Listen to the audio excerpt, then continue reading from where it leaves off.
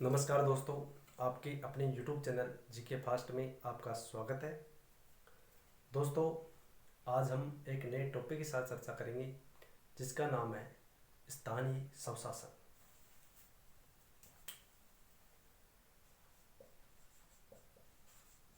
स्थानीय स्वशासन जिसे हम पंचायती राज भी कहते हैं। क्या कहते हैं? स्थानीय स्वशासन या पंचायती राज कहते हैं। पिछले वीडियो में हमने राजस्थान उच्च न्यायालय के बारे में देखा था, जिसमें एक करेक्शन है कि 31 जनवरी 1977 को जो राजस्थान उच्च न्यायालय की मुख्य पीठ जोधपुर से खंडपीठ कहाँ स्थापित की गई? जयपुर में की गई। इस समय जो मुख्य न्यायाधीश था वो मैंने गलती से एनवी गोडगिल बता दिया। उस समय न्यायाधीश थे वीपी जत्ती।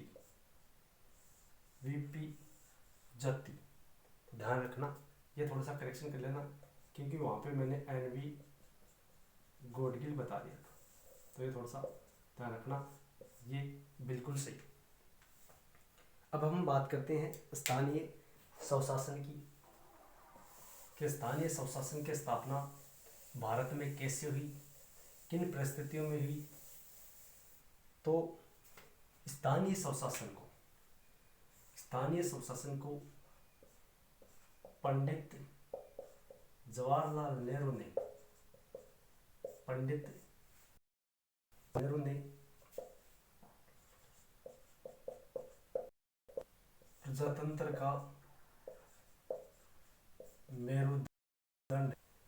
प्रजातंत्र का मेरुदंड लोकतंत्र की प्रथम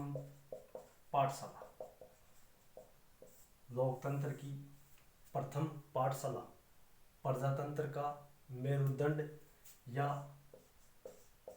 रीढ़ की हड्डी। तो पंडित जवाहरलाल नेहरू ने स्थानीय स्वशासन को प्रजातंत्र का मेरुदंड यानी लोकतंत्र की रीढ़ की हड्डी, लोकतंत्र की प्रथम पाठशाला का। कई बार एक कोटेशन पूछ जाता है कि लोकतंत्र की प्रथम पाठशाला किसे कहा जाता है, तो स्थानीय स्वशासन को कहा जाता है। और प्रजातंत्र का मेरुदंड किसे कहा जाता है? स्थानीय स्वशासन को कहा जाता है। यह क्वेश्चन ऐसा जाए कि स्थानीय स्वशासन को प्रजातंत्र का मेरुदंड किसने कहा, तो पंडित जवाहरलाल नेहरू ने कहा। और लोकतंत्र की प्रथम पाठशाला भी किसने कहा था? पंडित जवाहरलाल नेहरू ने कहा। जो पंचायती राज है, स्थानीय स्वशासन है, ये किस सूची का विषय है? देखो, संविधान की अनुसूची 7, जो अनुसूची 7 है, इसमें शक्तियों का विभाजन किया गया है। शक्तियों का क्या किया गया है? विभाजन किया गया है। शक्तियों को 3 भागों में बांटा गया है। संघ सूची, जिस पर कार्य संघ सरकार करेगी, राज्य सूची, जिस पर राज्य सरकार कानून बनाएगी, और समवर्ती सूची, जिस पर दोनों सरकारें मिलकर कानून बनाती है, और कोई विवाद हो जाए तो उस समय केंद्र सरकार का कानून ही मान्य होता है। और एक चौथी होती है अवशिष्ट सूची। अवशिष्ट जो सूची है वो हमारे संविधान में कनाडा के संविधान से ली गई है, और अवशिष्ट सूचियां केंद्र सरकार के पास होती है। तो इन सूचियों में जो राज्य सूची है, इस राज्य सूची का विषय क्या है?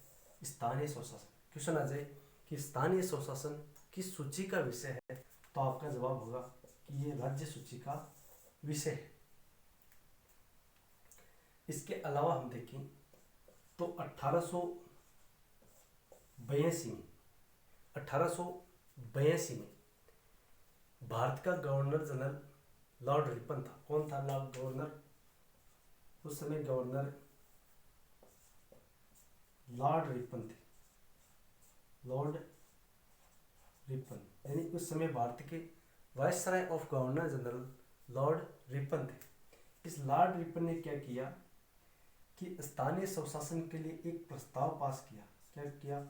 एक प्रस्ताव पास किया, जिस प्रस्ताव को स्थानीय स्वशासन का क्या कहा जाता है? मैग्ना कार्टा कहा जाता है। तो क्वेश्चन आ जाए कि स्थानीय स्वशासन का मैग्ना कार्टा किसने पेश किया था? तो लॉर्ड रिपन ने पेश किया था। इसलिए लॉर्ड रिपन को स्थानीय स्वशासन का क्या कहते हैं? जनक कहते हैं। स्थानीय स्वशासन का जनक किसे कहते हैं? लॉर्ड रिपन को कहते हैं। क्यों कहते हैं? क्योंकि 1882 में लॉर्ड रिपन के द्वारा स्थानीय स्वशासन से संबंधित कानूनों का प्रस्ताव पास किया, इसलिए इस प्रस्ताव को स्थानीय स्वशासन का मैग्ना कार्टा कहा जाता है।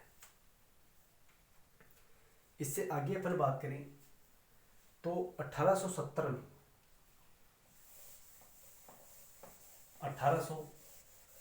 में भारत का जो गवर्नर था वो लॉर्ड मेयो था। कौन था? Lord Mayo. कब? 1870 में लॉर्ड मेयो के द्वारा इस स्थानीय स्वशासन को 3 विषय दिए गए। क्या दिए गए? 3 विषय दिए गए। एक था शिक्षा, एक था क्या? शिक्षा। दूसरा था स्वास्थ्य और तीसरा था स्थानीय स्वशासन। स्थानीय स्वशासन यानी लॉर्ड मेयो के समय 1870 में इस स्थानीय स्वशासन में इन संस्थाओं को 3 विषय, शिक्षा, स्वास्थ्य और स्थानीय स्वशासन, अब ये देने के बाद ये दिया गया। और इसलिए लॉर्ड मेयो को भारत में आर्थिक विकेंद्रीकरण का जनक कहा जाता है। क्वेश्चन आ जाए कि भारत में स्थानीय स्वशासन का जनक किसे कहते हैं? तो लॉर्ड रिपन को कहते हैं। और भारत में आर्थिक विकेंद्रीकरण का जनक किसे कहते हैं? लॉर्ड मेयो को कहते हैं। लॉर्ड मेयो ने 3 विषय स्थानीय स्तरों में इन संस्थाओं को दिए थे। एक क्वेश्चन आता है कि लॉर्ड मेयो जो कॉलेज है, लॉर्ड मेयो कॉलेज कहाँ पर स्थित है? तो अजमेर में स्थित है। कहाँ पर स्थित है? अजमेर में स्थित है। और इसकी स्थापना 1875 में हुई थी। लॉर्ड मेयो कॉलेज की स्थापना कब हुई थी? 1875 में हुई थी। मेयो कॉलेज कहाँ पर स्थित है? अजमेर में स्थित है। और भारत में पहली जनगणना भी किसके समय हुई? लॉर्ड मेयो के समय 1872 में हुई थी। 1872 में भारत में पहली बार जनगणना किसके समय हुई थी? तो लॉर्ड मेयो के समय हुई थी।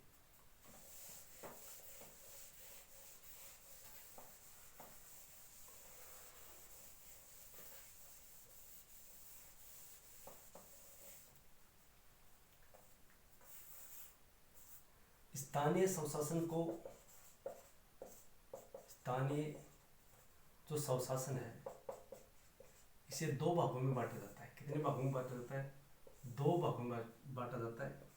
एक कहते हैं ग्रामीण स्वशासन, ग्रामीण स्वशासन, और दूसरा है नगरीय स्वशासन। ग्रामीण स्वशासन, नगरीय स्वशासन। स्थानीय स्वशासन को कितने भागों में बांटा जाता है?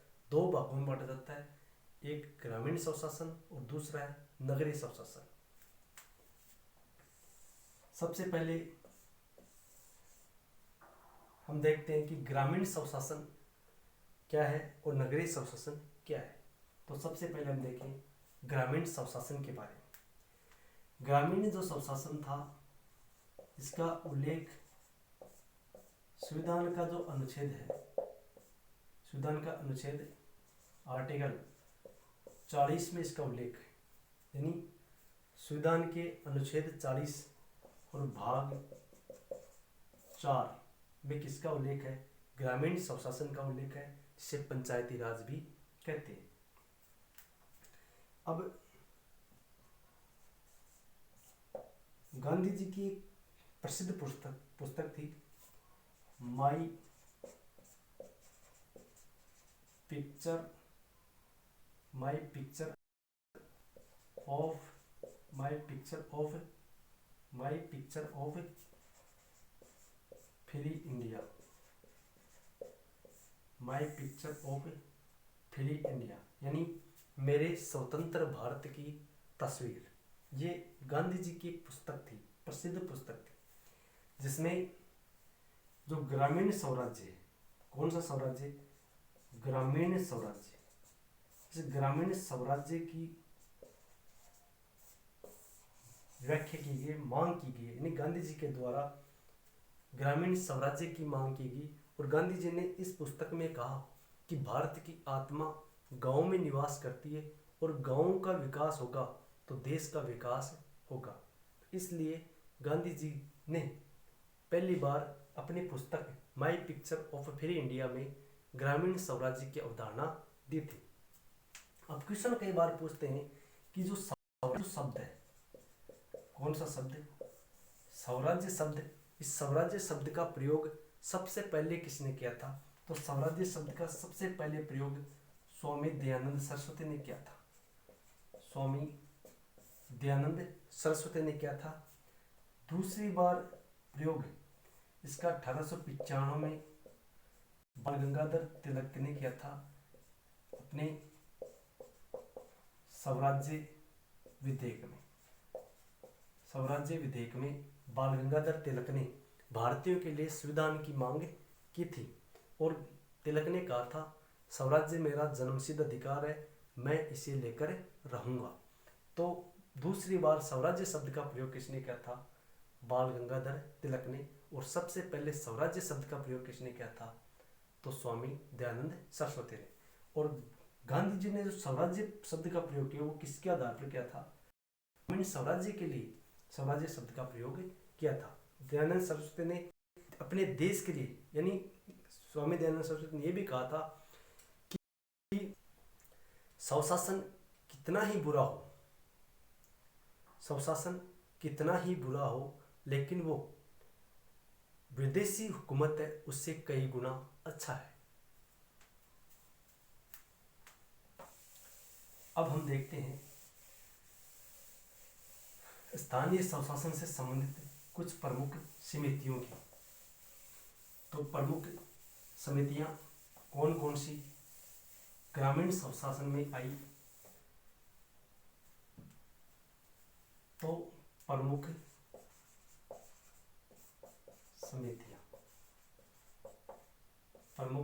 समितियां सबसे पहली समिति है बलवंत राय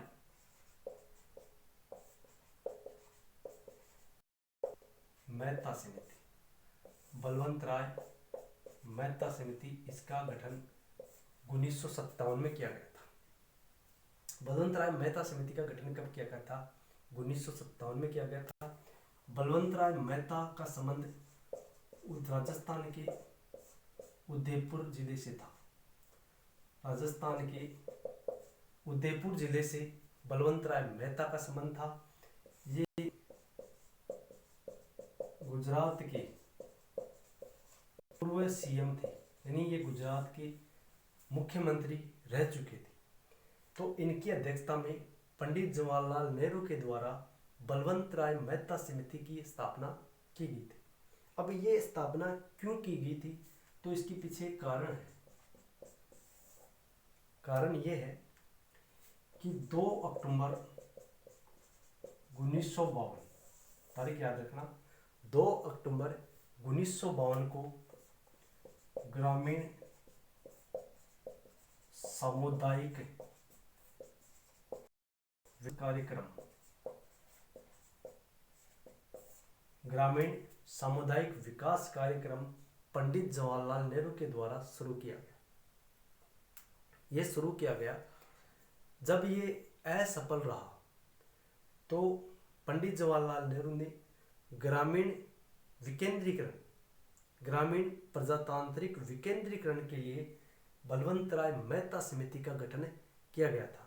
तो बलवंत राय मेहता समिति का प्रमुख उद्देश्य था प्रजातांत्रिक विकेंद्रीकरण। तो बात समझ में आ गई। कई बार क्वेश्चन हो जाता है कि सामुदायिक विकास कार्यक्रम कब चलाया गया था, तो 1952 में चलाया गया था। तो बलवंत राय मेहता समिति का गठन हो गया। और बलवंत राय मेहता समिति का गठन कब हुआ था, 1957 में हुआ था। क्यों हुआ था ये सब मैंने आपको बता दिया। बलवंत राय मेहता का संबंध उदयपुर जिले राजस्थान से संबंधित है। ये गुजरात के सीएम थे। इसके अलावा बलवंत राय मेहता ने नवंबर 1957 में अपनी रिपोर्ट पेश की। और इस रिपोर्ट में क्या कहा गया, जो प्रमुख सिफारिश थी, सबसे पहली सिफारिश थी त्रिस्तरीय। कौन से स्तरीय, त्रिस्तरीय विकेंद्रीकरण, यानी सत्ता जो सरकार है, ग्रामीण स्वशासन का कितने स्तरों में विकेंद्रीकरण किया जाए। विकेंद्रीकरण का मतलब है शक्तियों का बंटवारा, और केंद्रीकरण का मतलब सारी शक्तियां एक जगह इकट्ठी हो जाना। तो त्रिस्तरीय विकेंद्रीकरण बलवंत राय मेहता समिति के द्वारा दी गई सबसे मोस्ट इंपॉर्टेंट एक सिफारिश थी। अब त्रिस्तर में कौन कौन से स्तर आ गए, तो इसमें ग्राम स्तर पर आ गई ग्राम पंचायत, ग्राम पंचायत। और जो खंड स्तर या ब्लॉक स्तर, खंड या ब्लॉक स्तर पर पंचायत समिति। और उच्च स्तर पर जिला परिषद। तो बलवंत राय मेहता समिति के द्वारा त्रिस्तरीय लोकतांत्रिक विकेंद्रीकरण की सिफारिश की गई, जिसके तहत 3 ग्रामीण स्वशासन कितने स्तर बांटे गए, 3 स्तर बांटे गए। तो ग्राम स्तर पर ग्राम पंचायत, और खंड स्तर पर पंचायत समिति, और उच्च स्तर पर जिला परिषद। अब इसने ये बंटवारा कर दिया। अब एक क्वेश्चन थोड़ा सा ध्यान रखना, यहाँ पे लिख रहा हूं नोट है कि प्रशासन की सबसे छोटी इकाई ग्राम होती है। प्रशासन की सबसे छोटी इकाई यानी सबसे छोटी इकाई कौन क्या होती है, ग्राम होती है। अब इस ग्राम का जो मुखिया है, वर्तमान में क्या कहते हैं इसको, तो सरपंच कहते हैं। क्या कहते हैं, सरपंच कहते हैं। ग्राम पंचायत या ग्राम का मुखिया, ग्राम स्तर पर ग्राम पंचायत का मुखिया कौन होता है, तो सरपंच होता है। प्रशासन की सबसे छोटी इकाई क्या है, ग्राम है। अब इस ग्राम का जो मुखिया है, सरपंच, इसको अलग अलग कालों में अलग अलग नामों से जाना गया। तो सबसे पहले जो काल आता है बुद्ध काल। बुद्ध काल में से ग्राम भोजिक कहा गया, ग्राम भोजिक कहा गया। उसके बाद आता है गुप्त काल। गुप्त काल में गांव का जो मुखिया, ग्राम का मुखिया ग्रामणी कहलाता है। क्या कहलाता है, ग्रामणी कहलाता है। इसके अलावा जो मुगल काल आया, मुगल काल में गांव के मुखिया को मुकदम कहते थे। क्या कहते थे, मुकदम कहते थे। और आधुनिक काल में, आज के समय में, गांव का मुखिया क्या कहलाता है, तो सरपंच कहलाता है। यानी प्रशासन की सबसे छोटी इकाई ग्राम होती है। ग्राम को का जो मुखिया बुद्ध काल में ग्राम भोजिक कहलाता था, गुप्त काल में ग्रामणी कहलाता था, और मुगल काल में मुकदम कहलाता था, और वर्तमान में इसे क्या कहते हैं, हम सरपंच कहते हैं। हम बात कर रहे थे बलवंत राय मेहता समिति, जिसकी गठन 1957 में किया गया। और इसके तहत त्रिस्तरीय जो लोकतांत्रिक विकेंद्रीकरण है, इसकी सिफारिश की गई। और ग्राम स्तर पर ग्राम पंचायत, खंड स्तर पर पंचायत समिति, और उच्च स्तर पर जिला परिषद की स्थापना की गई। और इसमें यह कहा गया कि जो जिला कलेक्टर है, कौन, जिला कलेक्टर, जिला कलेक्टर को जिला परिषद का अध्यक्ष बनाया जाए। जिला परिषद का अध्यक्ष किसे बनाया जाए, जिला कलेक्टर को बनाया जाए। ये सिफारिश किसने की थी, बलवंत मेहता समिति ने की थी। अब इस बलवंत राय मेहता समिति की सिफारिश पर क्या हुआ कि 2 अक्टूबर 1959 को 2 अक्टूबर 1959 को राजस्थान का जिला था नागौर। कौन सा जिला था? नागौर। और नागौर का एक गांव था बगदरी गांव। कौन सा गांव? बगदरी गांव। इस बगदरी गांव में 2 अक्टूबर 1959 को पंचायती राज का क्या हुआ था?